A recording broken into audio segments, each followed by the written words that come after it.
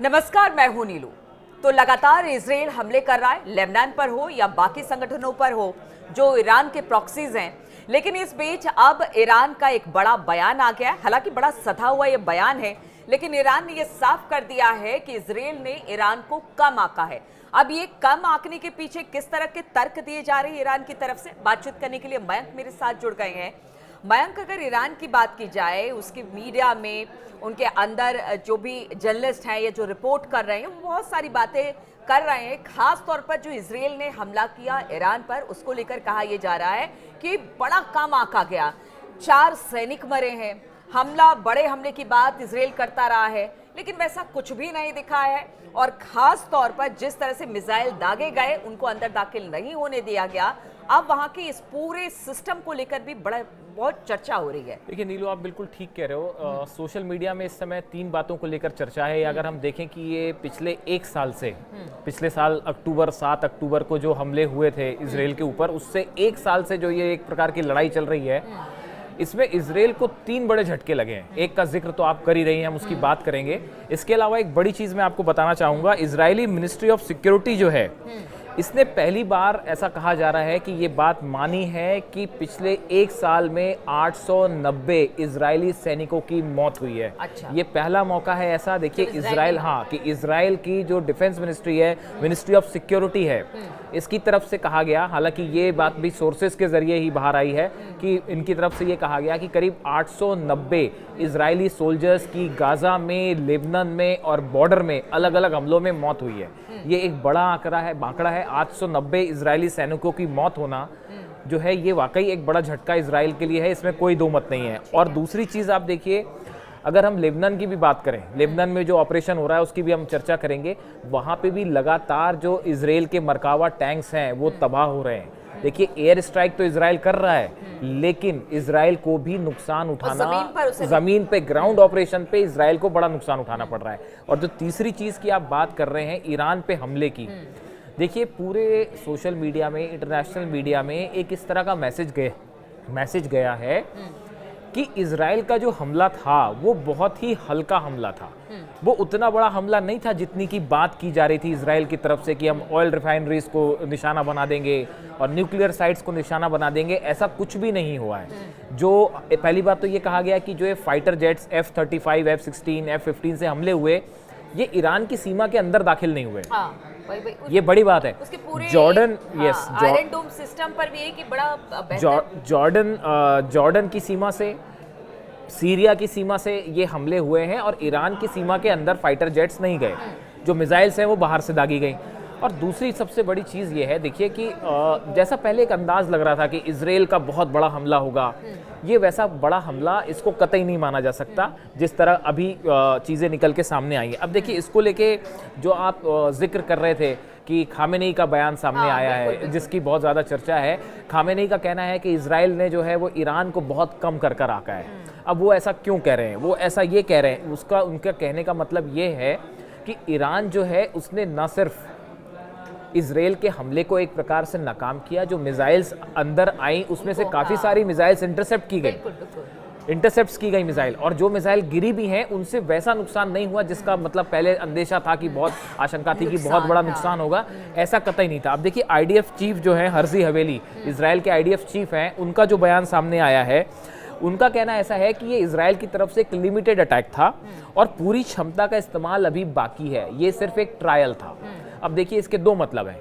पहला मतलब ये है कि IDF चीफ खुद ये मान रहे हैं कि ये हमला छोटा हमला था।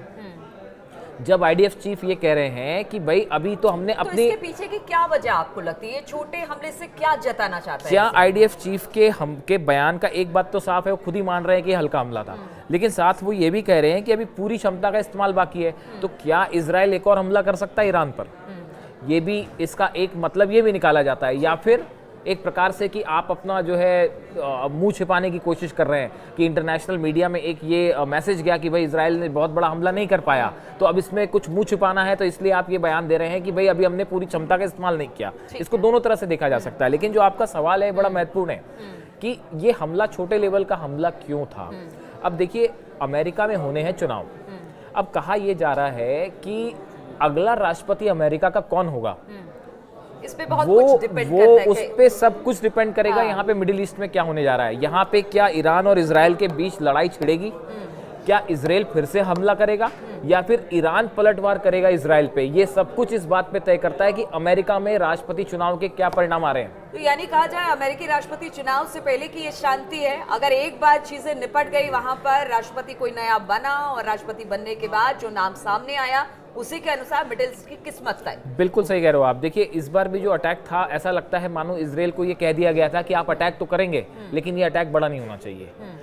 अमेरिका किसी हालत में ये नहीं चाह रहा, फिलहाल जैसे संकेत मिलते हैं, जो वहाँ के फॉरेन मिनिस्टर जो है, डिफेंस सेक्रेटरी हैं, उन्होंने जो बात की, या सेक्रेटरी ऑफ स्टेट्स है, उन्होंने जो नेतन्याहू से और रक्षा मंत्री से इजराइल की बात की, तो ये मैसेज बड़ा साफ था कि जब तक अमेरिका में चुनाव नहीं हो जाते तब तक कोई बड़ा युद्ध नहीं होना चाहिए।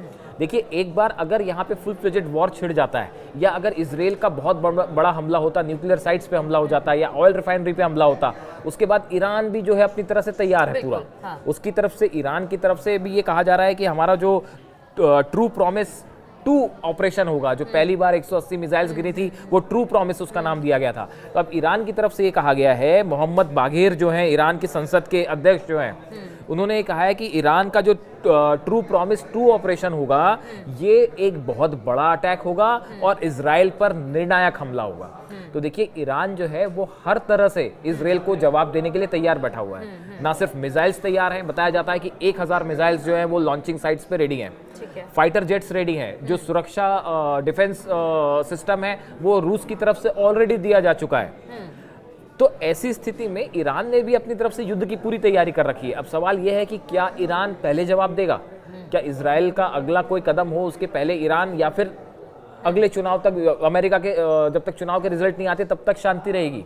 तो इन सब सवालों के बीच में पूरी स्थिति उलझी हुई है। देखिए आपने लेबनान की भी बात की, लेबनान में जो एयर स्ट्राइक्स हो रही हैं, इसमें तो हिजबुल्लाह को ज़बरदस्त हानि हो रही है, क्षति हो रही है। लेकिन आप एक बात देखिए नीलू, कभी भी जब ये डिफेंस जो एक्सपर्ट्स कहते हैं कि एयर स्ट्राइक्स में जो है वो बहुत ज़्यादा लोग मारे नहीं जाते हैं। हिजबुल्लाह के जो लड़ाके हैं उनको तो अगर आप खत्म करना चाहते हैं तो ग्राउंड ऑपरेशन के जरिए ही हो सकता है वो। एयर स्ट्राइक से आपकी फैसिलिटीज तबाह हो जाएंगी, हिजबुल्लाह के जो हथियारों के ठिकाने थे वो तबाह हो गए, जो उनके फाइनेंशियल सपोर्ट्स के सिस्टम थे वो तबाह हो गए, है ना। इस तरह के तो इंफ्रास्ट्रक्चर तबाह हुआ, बिल्डिंग्स हिजबुल्लाह की तबाह हुई। लेकिन जो हिजबुल्लाह के लड़ाके हैं वो अभी भी ग्राउंड पर हैं, और ये इजराइल की डिफेंस फोर्सेस के लिए ग्राउंड ऑपरेशन में एक बड़ी चुनौती है। और यही इसी का परिणाम ये है कि बार बार जो ये खबरें आती हैं कि मरकावा टैंक्स जो हैं वो एंटी टैंक मिसाइल से तबाह किए गए हैं। अभी पीछे हमने खुद ही ने बताया था कि करीब 28 टैंक अब तक तबाह हो चुके हैं। तो ऐसी स्थिति में जो ग्राउंड ऑपरेशन है लेबनान में वो आसान नहीं है। और अब तो ये भी चर्चाएं हैं कि क्या ईरान पर हमले के बाद, जिसको लेकर ये कहा जा रहा है कि ये बड़ा हमला नहीं था, या जो है बहुत छोटे स्तर पे इजराइल ने हमला किया, ईरान का कुछ नहीं बिगाड़ पाया इजराइल, इस तरह की आप देखिए सोशल मीडिया में भरमार चर्चाएं हैं। तो क्या लेबनान से भी क्या इजराइल अपनी फोर्सेस वापस बुलाना चाहता है? देखिए लेबनान में इजराइल का मकसद है एक बफर जोन बनाना, ताकि हिजबुल्लाह के रॉकेट्स इजराइल की सीमा में दाखिल ना हो। जो लोग चले गए हैं इजराइल के अपने अपने इलाके को छोड़कर, वो आ जाए वापस अपनी अपनी जगह पर और वहां पर उत्तर इजराइल में बस जाए। बिल्कुल बिल्कुल सही। तो वो एक उसी मंशा के साथ ये ऑपरेशन हो रहा है, ऑपरेशन चल रहा है। लेकिन ये यहाँ पे जो है आप एयर स्ट्राइक्स तो हो रही हैं, इसमें कोई शक नहीं कि हिजबुल्लाह की तरफ, हिजबुल्लाह के बड़े जो लीडर्स हैं वो मारे गए और बड़ा नुकसान हुआ है। लेकिन ग्राउंड ऑपरेशन कब तक चलेगा? कहा तो ये भी जा रहा है कि हो सकता है कि जल्दी जो है इजराइल अपनी फोर्सेस को वापस भी बुला ले लेबनान से। इस तरह की भी चर्चाएं हैं, इसमें हालांकि कितना सही है पता नहीं। चलिए ठीक है, तो इस तरह की कई सारी चर्चाएं हैं। ईरान ने कहा, इजराइल ने उसे कम आंका, लेकिन वो पूरी तरह से तैयार है। ईरान ने ये बार बार कहा है वो युद्ध नहीं चाहता है, लेकिन अगर इजराइल कोई बड़ा हमला आगे करता है तो फिर उसकी तैयारी पूरी है। इस खबर पर लगातार हमारी नजर बनी रहेगी, आप बने रहिए हमारे साथ।